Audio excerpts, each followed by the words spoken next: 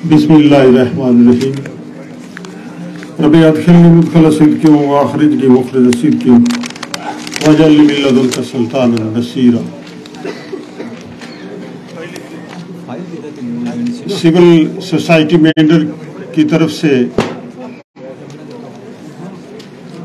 आज का ये चौधरी मसूद साहब की बाबाए कौम की याद में जो प्रोग्राम मुनक्किद किया जा रहा है, इसमें खिताए पी पंजाल की जी शहूर बावकार शख्सियात तमाम यहाँ शामिल हुई।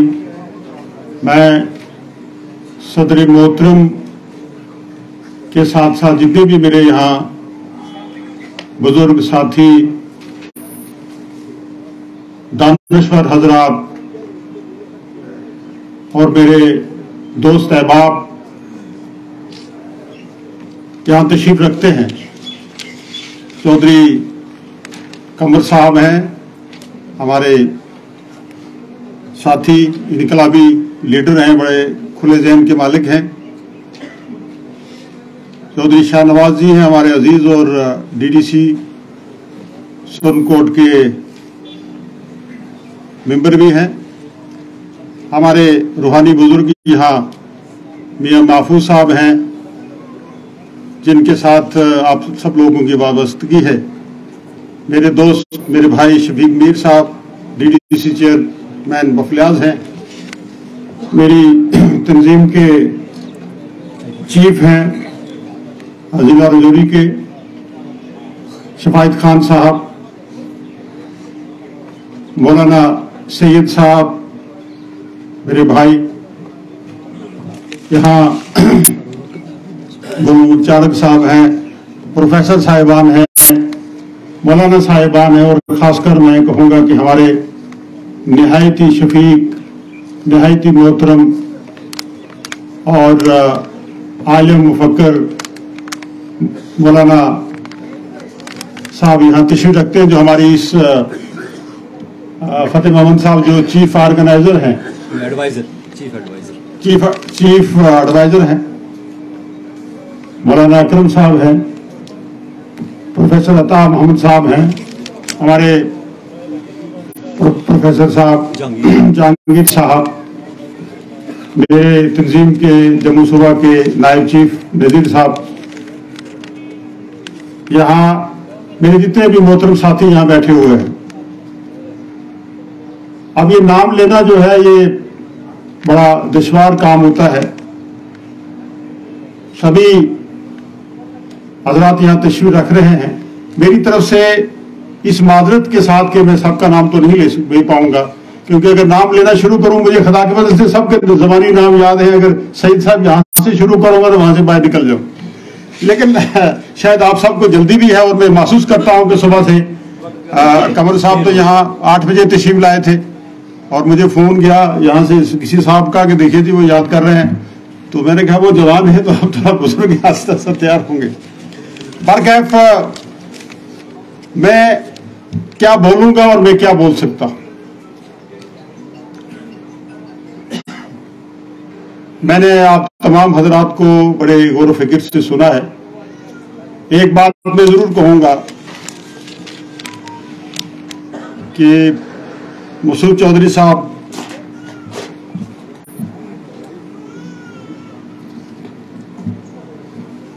मेरे भाई भी थे, मेरे रहबर भी थे, मेरे मौसम भी थे। उनके जाने का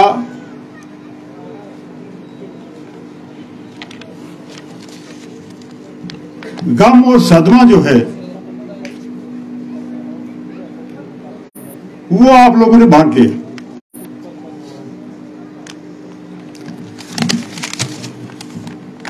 उसकी वजह यह रही कि मसूद चौधरी का जाना, मसूद चौधरी साहब का हमसे बिछड़ना मेरे या मेरे खानदान का ही नुकसान नहीं था, बल्कि वो मिल्लत का नुकसान था। वो एक मिल्ली नुकसान था, और मिल्लत ने मेरे उस गम को बांट लिया, जिससे मेरा जो दुख है, दर्द है, वो हल्का हो गया। इस शेर के साथ, और मैं ये दुआ कर रहा था ये शेर कोई ना पढ़े। मौलाना सईद साहब पे शक था मुझे, शायद ये शेर पढ़ के मेरा ये रिकॉर्ड छीन लेंगे कि सुरूद रफ्ता बाज आयद के ना आयद, सुरूद रफ्ता बाज आयद के ना आयद, नसीम अज हजाज आयद के ना आयद, सरामद रोजगार फकीरी दिगर दानाए राज आयद के ना आयद।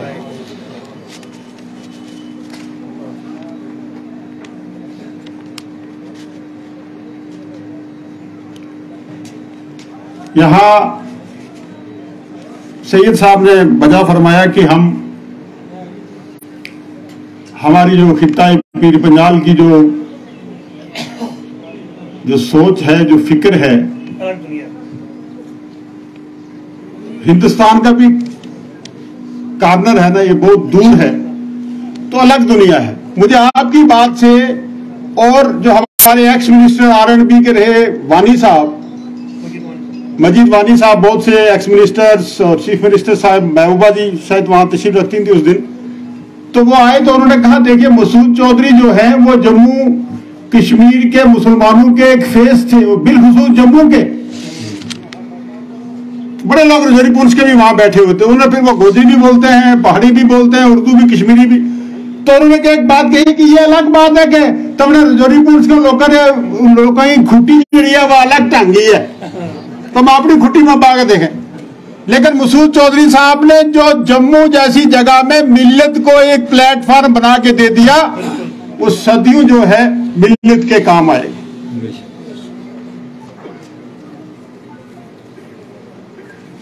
मैं ज्यादा कुछ नहीं कहूंगा, नहीं कह सकता हूं। और ये भी बात सही है कि अगर ज्यादा मैंने इसको खींचा तो आपके साथ ज्यादती होगी। सुबह से आप तशरीफ रखते हैं और आपने जो जो बातें मुकर्रीन हजरात ने यहाँ कही हैं और जिस अंदाज में यहाँ कही है, हमारे मेरे अजीज इंजीनियर जियाउर रहमान साहब ने, मतलब ये लोग जो है ना, इनका ये प्रोफेशन नहीं है।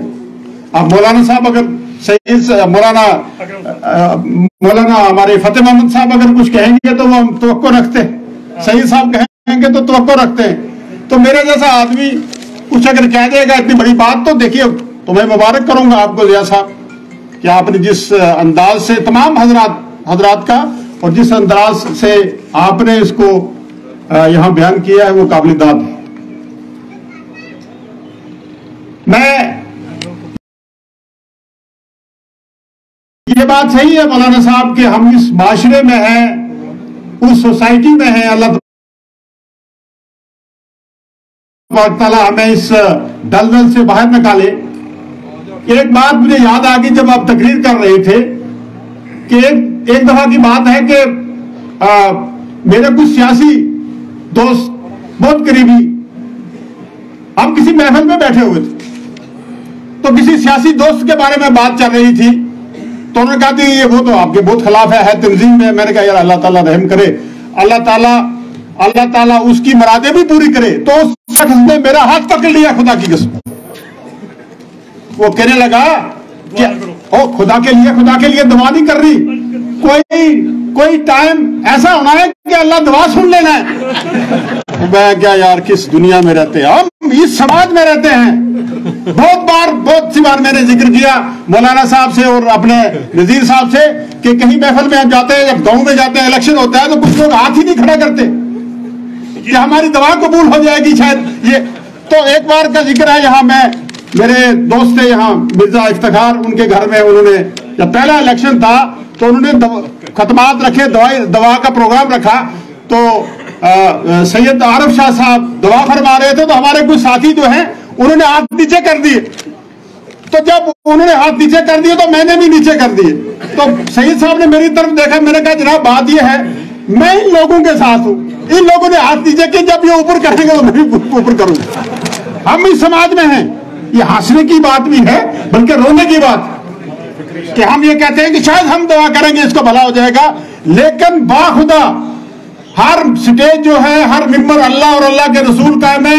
इस अल्लाह के रसूल के मिंबर से ये गवाही देता हूं कि मसूद चौधरी साहब इन सब चीजों से मुबर्रा थे, ऊपर थे।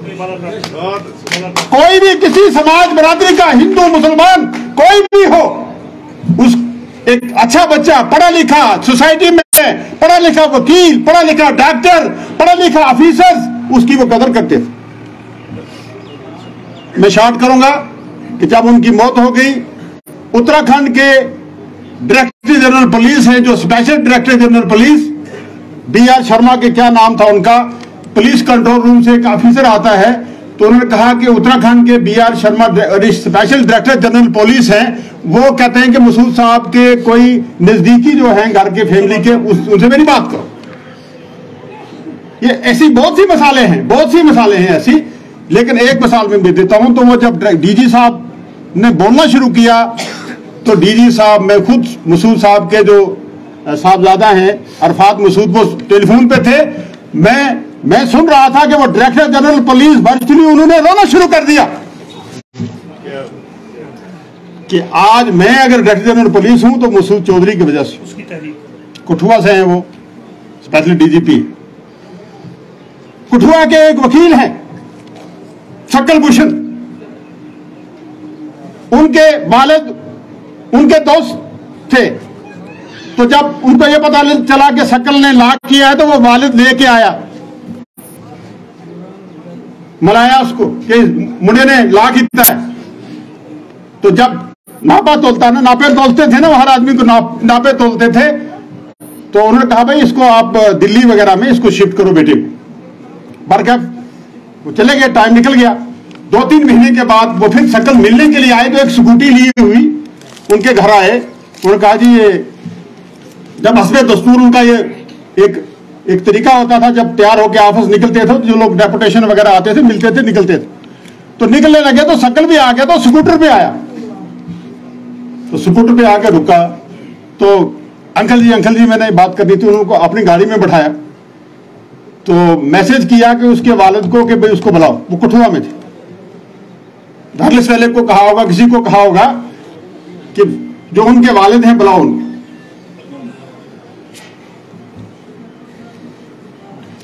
उनके वालिद को यह कहा कि बेटे को फील 4 गाड़ी लेके दो और इमीडिएटली इसको सुप्रीम कोर्ट में शिफ्ट करो और वहां मकान लेके दो।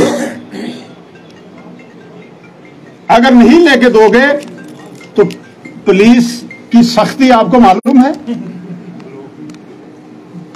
शक्ल भूषण जी इस वक्त सुप्रीम कोर्ट के वकील हैं, आए थे पिछले दिनों, उनकी फैमिली के लोग भी आए थे, खुद उनके वालिद भी आए।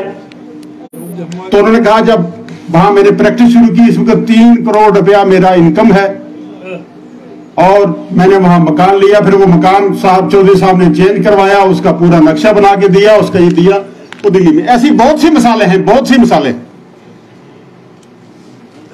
तो ये चीज एक तो उनमें ये थी जो मैं, क्योंकि मैं फैमिली में सबसे करीब रहा मैं। दूसरी बात मैं ये कहूं, क्योंकि शॉर्ट में कर रहा हूं, कि जब मैं MLA बना तो मुझे श्रीनगर अपने साथ ले गए, IG क्राइम थे पहले दिन ही, हमारी मीटिंग भी थी, हम इकट्ठे गए। तो उन्होंने जो मुझे पहला दर्श दिया वो ये है, उन्होंने कहा देखिए मियां तुम MLA तो बन गए, तुम्हें 2 काम करने हैं।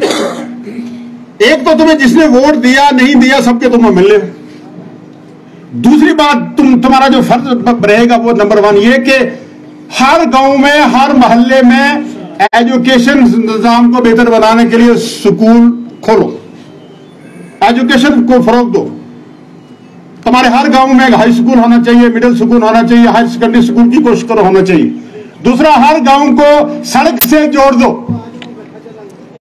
सड़क से जोड़ने से यह होगा कि जो इस वक्त, उस वक्त के हालात भी ऐसे थे 2002 में, आप समझते हैं क्या हालात थे। तो सड़क बनने से इलाके की डेवलपमेंट होगी और जो पड़ोसी आके यहां तंग करते हैं वो भी तंग नहीं कर पाए। और जब 2014 में के इलेक्शन में मैंने सईद साहब वो स्कूल गिने, तो मेरे दूसरे भाई महमूद राना साहब मरहूम अल्लाह तबारक तआला जनरल रिसीव करे, वो मेरे साथ मजाक भी करते थे। मैंने कहा भाई एमएलए गल सुनते स्कूल में नाम नहीं पढ़ गए, स्कूल है भी ये नहीं पाया, बल्कि लोग कहेंगे स्कूल ही नहीं मारा ग्राम हुआ, इतना नाम पढ़ गए। मतलब एक लगता है ना सैयद साहब, एक लगता है कि ये बात ही नहीं हो सकती है कि अगर हम गांव करनी शुरू करेंगे तो मुझे बताइए कौन सा गांव है जिसमें हाई स्कूल नहीं है, मिडिल स्कूल नहीं है। और फिर दूसरी बात यह है कि ये सब क्रेडिट मैं ये कहना चाहूंगा कि ये क्रेडिट मसूद चौधरी साहब को जाता है, जिन्होंने मुझे ये सबक दिया था कि आप सड़कें और स्कूल खोलना। एक बात। दूसरी बात यह कि मैं एमएलए था, नया एमएलए था, उस बात मेरी एक तकरीर भी बड़ी मशहूर हुआ करती थी। मैं तो गुड सेंस में ही बात करता था शायद, तो मैंने कहा जो यहाँ जुल्म सितम होगा, ये होगा वो होगा, मैं चटनी बना दूंगा, चटनी। तो ये बड़ा उन्होंने कहा भैया ये नहीं होता है, एमएलए को चटनी बनाना नहीं होता है, एमएलए को खुद चटनी बनना होता है, एमएलए को खुद चटनी बनाना होता है, चटनी बनाना। ऐसी तकरीर तो आइंदा नहीं करना। तो मुझे एक बाबू हफीज साहब है, उनके दोस्त, उनकी ड्यूटी लगी इलेक्शन में कि भाई इसको यार ये पता नहीं क्या बोल देगा कहीं तो मुसीबत बनेगी, तो ये लिख के दो इसको तकरीर। जब तकरीर लिख के दी तो वो मीर मुंशी साहब मरहूम की एक बड़ी मुझे बात याद आती है। लोग किस्सा करते थे कि मीर साहब, क्योंकि समाज की आपने बात की ना, उनका मंडी में जाना है तो गोजरी नहीं करना, गोजरी में बात नहीं करना, मंडी में जाओगे आप। लोग कहते हैं ये कश्मीरी नहीं है, गुजर है ये। तो जब मेरी तरह मीर मुंशी साहब वहां पहुंचे तो उर्दू में तकरीर शुरू की। उन्होंने कहा जना हूं तक कौन सा सितावना था, बिना वोट देंगे कि नहीं देश। उन्होंने कहा देखो ये तो गुजर है। तो वो तकरीर जनाब मुझे लिख के दी, लेकिन जब वो जज्बात आया ना तो मैंने कहा देखिए भाई एमएलए बनूंगा बार काफी है। तो मैं एमएलए बना, तो जब बन गया एमएलए तो मुझे एक डीसी साहब का फोन आया। तो मैंने थोड़ा डीसी साहब को मतलब थोड़ा तलखी में बात भी की, और उनके जो प्रपोजल था कोई उसको मैंने रिजेक्ट की। मैंने कहा ये नहीं होगा, ये आपने कैसे कर दिया, आपने एमएलए को पूछा नहीं था। ये कि यहाँ औकाफ में एक किसी को एडमिनिस्ट्रेटर बनाना था या मेंबर बनाना था, हमारा कोई दोस्त साथ। तो मैं डीजी साहब के पास, बाबा कौम के पास बैठा हुआ था। तो उन्होंने बड़े धीमे इलाज में कहा कि किसको फोन थो, डीसी फोन तो क्या था, वो बड़ी तलखी नाल गल की क्या मसला। मैं देखो वो उसने नॉमिनेट कर रहे हो, वो देखो वो हाँ तब नहीं बढ़ना। मैंने कहा बनना है जी, मैं तो एमएलए हूं। ऐसा फिर मैं हटाना बनते हो ना, तब मैं एमएलए बन गया, उसमें मेंबर भी नहीं बन जाता पंच। ये थी उनकी सियासत, ये उनकी सियासत थी कि तुम भाई आप एमएलए बन गए हो यार, उसको पंच भी नहीं बनने देते। ये सबको लेके साथ चलना होता है, ये सबको साथ लेके चलना होता है। तो लिहाजा ये सब चीजें जो थी, ये दर्श जो था, ये इस माहौल में कि जहां हम हाथ भी खड़ा नहीं करते कि भाई नहीं शायद मेरी दुआ कबूल हो गई हूं, तो कोई यार सब वास्ते दुआ करो, अल्लाह ताला सारा ना एमएलए बनावे, सारा का जनाब नेक मकसद है ना, अल्लाह ताला रोना उसमें कामयाब करे। हम किसी वजह कंजूसी क्यों नहीं करेंगे। तो लिहाजा हमारा समाज ऐसा है कि शफीक मीर साहब जिस समाज में हमने आंख खोली है, अभी उसी से हम गुजर रहे हैं कि मैं आपके नकायस निकालने की कोशिश करूंगा, जो आप में सफात है वो कभी बयान नहीं करूंगा। तो इसको क्या कहेंगे मौलाना साहब, ऐसे आदमी को बुग़्ज़ अल्लाह के सामने बहुत बड़ा जुर्म है, बहुत बड़ा जुर्म है। तो लिहाजा मैं ये गुजारिश करता हूं कि अल्लाह ताला हम सबको नेक रास्ते पे चलने की तौफीक दे। मैं सिविल सोसाइटी मेंबर का निहायती ममनून हूँ, निहायती मशकूर हूँ कि उन्होंने इस ताल्लुक से कि मसूद चौधरी साहब की फैमिली से है, और आप साहब ने याद किया हमें, और मैं ये कहूँगा कि आपने दुख साझा किया है। शायद ये दुख मेरे बर्दाश्त से बाहर होता, लेकिन मैंने जब देखा कि पूरी मिल्लत, हिंदू मुसलमान सिख ईसाई सब रो रहे हैं, तो जावेद राना का रोना थोड़ा सब कम हो गया। लेकिन अगर ये ना होता तो शायद मेरे लिए ये बर्दाश्त करना मुश्किल था। लोगों के जज्बात की मैं बात करूंगा सईद साहब, कि जब उनका हम इंतजार कर रहे थे, क्योंकि हमारे कुछ रिश्तेदार यहाँ से जा रहे थे, कुछ साथी, तो 2 जनाजे हमने वहां रखे। तो उनका क्योंकि जिक्र कर रहे थे लोग, कलमा का जिक्र हो रहा था, तो मुझे ये हमारे खुर्शीद गनई एडवाइजर साहब का जो थे, उन्होंने कहा राणा साहब ये मैंने देखा वो सिख भी कलमा पढ़ रहे हैं, वो देखिए खुदा की कसम है ना, नहीं वो हाँ सिख भी वहां कलमा पढ़ रहे हैं। तो जब ला इलाहा कलमा तोयबा का जिक्र हो रहा था पढ़ रहे, मैंने देखा, जब मैंने कहा जनाब सिख भी तो है, साथ में हमारे दूसरे साथी भी है। ये अकीदत थी उनकी,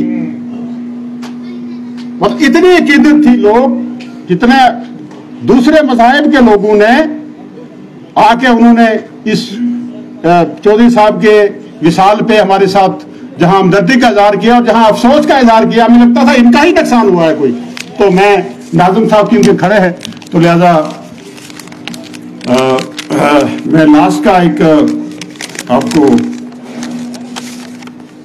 इसके साथ के, वो लोग बहुत खुशकिस्मत थे, वो लोग बहुत खुशकिस्मत थे जो इश्क को काम समझते थे, जो इश्क को काम समझते थे या काम से आशिकी करते थे।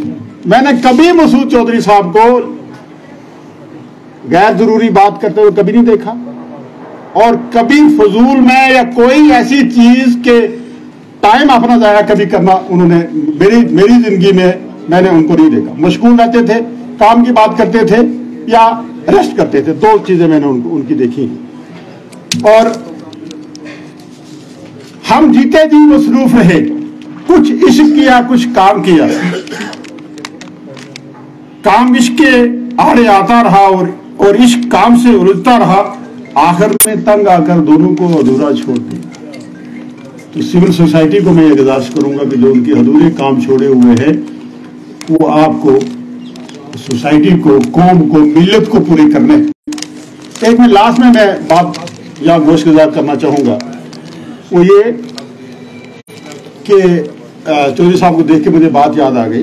कभी कभी शजाहिद खान साहब फोन करते हैं ना हमारे, या नजीर साहब फोन करते हैं, या कमर साहब किसी ऑफिसर को, तो वो कहते हैं जनाब हमें प्रेशर है, ऊपर से प्रेशर है, ये काम मैं आपकी मदद तो कर सकता था लेकिन हमें प्रेशर बहुत है, ये नहीं कर पाऊंगा। तो उनके वर्किंग स्टाइल के बारे में मैं आपको बताऊं, ये चीजें सबको पता नहीं है, कुछ चीजें जो मोटी मोटी मैं टाइम का लिहाज रखते हुए आपके सामने रखूं कि यहां जब वो एसएसपी आए, यहां पहली बार वेपन्स पकड़े गए, 15,000 के करीब में बरामद किए गए वेपन्स, पिस्टल वगैरह, और एसएसपी पुलिस ने उनको पकड़ा। और वो वेपन जो है डिस्प्ले हुए प्रेसिडेंट हाउस में दिल्ली, यानी जैल सिंह सदर। मुझे याद है मैं 11वीं का तालिब इल्म था उस वक्त, मैं उनके पास बैठा हुआ था, पूंछ में मैं उनके साथ ही रहता था। तो डीजी साहब का फोन आ गया, देखिए मसूद, वो यार ये तो कुछ लोगों ने, कुछ एजेंसी ने बड़ा शोर डाला हुआ है कि मसूद चौधरी ने वेपन तो पकड़े हैं लेकिन गिरफ्तारियां नहीं हुई, गिरफ्तारियां नहीं हुई है। प्रेशर की बात करता हूं ना मौलवी साहब कि आपने काम कहा थानेदार साहब को, किसी साहब को, कहते जनाब मैं आपका तो करना चाहता हूं लेकिन ऊपर से प्रेशर बहुत, प्रेशर की बात कर रहा हूं मैं। सुनिए बात कि सुप्रीटेंडेंट पुलिस ने जवाब दिया डायरेक्टर जनरल पुलिस को कि जनाब जो एजेंसियां जो इस वक्त शोरगुल करती है वो थी कहां पहले, खुद करती नहीं है काम। मैंने आके कोई कारखाने से नहीं निकाली ना, पकड़ी है, स्मगलिंग जो लोग करते थे उनसे पकड़ा है ये सामान। मैं अब पूरे रजौरी पुलिस को गिरफ्तार नहीं करना चाहूंगा। वेपन्स जितने भी स्मगल हुए थे वो मैंने सब ले लिए। तो टेलीफोनिकली हुआ ये कि 250, 150 रुपए की वो पिस्टल थी, वो सब शौकी लोग थे, तमाम हमारे लीडर, तमाम ब्यूरोक्रेट्स, सब आदमी ने वो खरीद ली। उन्होंने सोचा शायद ये कोई नई बात है। अब जब वो बंदा गिरफ्तार हो गया, वेपन्स बरामद करने शुरू कर दिए, तो उन्होंने मैसेज भेज दिया फला साहब को, जनाब आपके नाम एक वेपन है, नजीर शाह ASI मर गए, मकसूद हुसैन शाह, ब्रिज मोहन, ये 3-4 लोगों को लगाया कि भाई आपकी ये टीम है, इन लोगों से आप वेपन वसूल करो। तो मुझे याद है कि हम उस वक्त कालाबन में रहते थे, तो रात को कोई 1-1:30 बजे कोई बड़ा लीडर पीर पंजाल खिता है, पीर पंजाल से ही आए, तो वालिद साहब को कि जनाब ऐसे ऐसे था, मुझे पता नहीं था लेकिन ये हो गया है, अब तो बड़ा मसला बन गया, FIR लग गया है। तो शायद क्योंकि सियासी तौर पर शायद समझते थे, जैसे शहजाद खान साहब ने दिल में सोचा कि शायद मुझे ये दूसरी कोई नजर से देखेंगे। तो जब उन्होंने कहा नहीं थे तब हमारा तो सलमान है, तो उन्होंने वालिद साहब को कहा कि जनाब कि आप ही बचाने वाले हैं। तो इस वक्त उन्होंने कहा नहीं, मुझे लगता है कि मसूद जो है वो किसी को ऐसा गैर जरूरी परेशान नहीं करेंगे, जहां तक मुझे उम्मीद है कि हर आदमी को बचाने की कोशिश करेंगे। तो डायरेक्टर जनरल पुलिस को यह कहा कि जनाब जो वेपन्स मैंने पकड़ने थे मैंने पकड़ लिए हैं, बरामद कर लिए हैं, और उन लोगों ने वापस कर दिए हैं। मैंने पूरे रजौरी पुलिस को गिरफ्तार नहीं करना है। जो लोग स्मगलिंग करते थे 2 आदमी का चालान किया, वेपन डिस्प्ले हुए, वहां प्रेसिडेंट ऑफ इंडिया ने वहां अपने उसमें डिस्प्ले हुए, और किसी आदमी को आंच नहीं आई। ये था पुलिस वर्किंग। पॉलिटिक्स के बारे में मैंने बता दिया। और दूसरा उनका इल्मी जो दायरा था, क्योंकि वो हमेशा ये कहते थे कि पढ़ा करें पढ़ा करें पढ़ा करें। मेरे भी घर में अगर आप जाएंगे तो किताबें में रहे हैं, मैं पहला सफा पढ़ता हूं तो किताब ठप। तो एक बार मैंने कहा कि मैंने भी थोड़ा फुर्ती मारूं। मैंने जब इसमें देखा, व्हाट्सएप निकाला और मैंने क्या गूगल में गया, तो मैंने कहा इस साल की बेहतरीन किताबें और कौन कौन सी किताब थी। मैं जरा 5-7 का मैंने नाम रख लिया और मैं गया तो मैंने किताबों पे शुरू कर दिया। तो मैंने कहा जनाब वो किताब है, वो बड़ी जबरदस्त, वो ये वो। तो मुझे कहने लगी ये इसका ऑथर कौन है, ये किसने लिखी है? जनाब किताबों के तो नाम तो मैंने रटे हुए थे, अब ऑथर का नाम इधर का उधर हो गया। उन्होंने कहा नहीं मियां बात ये है, पढ़ा करो लिखा करो, ऐसे पढ़ना चाहिए ऐसे करना चाहिए, ये ऑथर ये है और इसने ये किताब लिखी हुई, यही नहीं लिखी 32 किताबें और लिखी हुई। मैंने कहा तो लिहाजा बात ये है कि ये सब चीजें उनमें थी। अल्लाह तबारक ताला, मौलाना साहब ने एक बड़ी अच्छी बात की कि हमें ऐसा से कमतरी का शिकार नहीं करना चाहिए। अल्लाह तबारक ताला हमारे समाज में, मिल्लत में, कौम में और मसूद चौधरी पैदा करे जो इस समाज को इस दलदल से बाहर निकाले, जो सबके लिए दुआए खैर करे, जो सबके लिए दुआए खैर करे और दुआ में कंजूसी न करे। बहुत बहुत शुक्रिया नाज़िम आला साहब और महामंत्री साहब कि आपने मुझे बर्दाश्त किया और आप साहब ने इस दर्द को साझा किया। हम इंशाअल्लाह ताला कोशिश करेंगे कि इस सिलसिले को कंटिन्यू रखें और इसमें शक नहीं है कि खिताए पीर पंजाल ने बड़े बड़े लोगों को पैदा किया और जो लोग जो हैं वो इस वक्त हमारे साथ नहीं है। लास्ट का ये शेर के पर्सन का के गर्द से गर्दूं गर्दनारा गर्द कर बरसरे आले तमीजा नाकसारा मर्द कर। मेरी सिविल सोसाइटी और आप तमाम हजरात से ये गुजारिश है, गर्द से गर्दूं गर्दनारा गर्द कर बरसरे अहले तमीजा नाकसारा मर्द कर। मन नमी गोयम कि तुम गर्दूं सरगर्दा मकन हर चख्वाही कुन वले ना मर्दा वले क्या जी मर्द कर हर चख्वाही कुन। आगे कैसे ना नहीं वो तो नहीं ना, उसका मैं ये पढ़ लेता हूँ, तशरीह कर लेता हूँ कि हर चाही ख्वाही कुन वले। उसका ये शेर है कि इस जमाने की गर्दिश ने, तगय्युर और तबद्दुल ने बड़े बड़े लोगों को गर्द आलूद कर दिया और तहते कर दिया। मैं ये नहीं कहूंगा कि जमाने की गर्दिश तू तगय्युर और तबद्दुल मत कर, लेकिन जो तुम्हारी मर्जी है वो कर। मन नमी गोयम, जो तुम्हारी मर्जी है कर, लेकिन खुदा के लिए ना मर्दों का मोहताज नहीं होना।